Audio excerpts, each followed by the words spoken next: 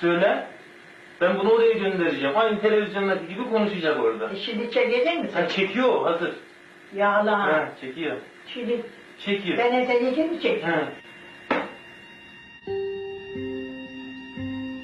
Ben sizler gibi çok zor şartlar içerisinden, çok fakir bir çevreden, çok fakir bir aile içerisinden gelmiş, belli bir süre sonra servete, üne, her şeye kavuşmuş bir arkadaşınızım.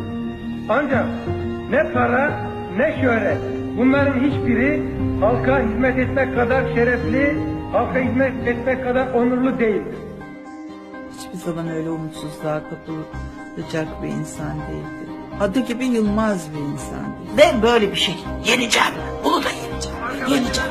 Bunu da yeneceğim. Bir Yılmaz Güney'i anlatman gerekiyorsa doğrusunla, yanlışınla, başarılı, başarısızlığınla. Kendini aynaya baktığı zaman bütün o vatandaşı kendi görüyor.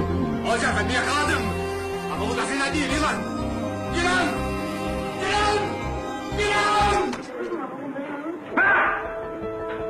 Sette çok zor. Vay daha anası falan demeden oturdu, masa açıldı, senaryo açıldı. 7 saat.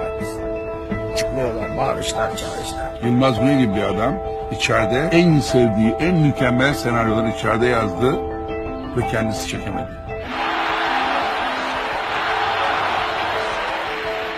Dost ve düşman herkes bilsin ki Çalışarak başaranlara.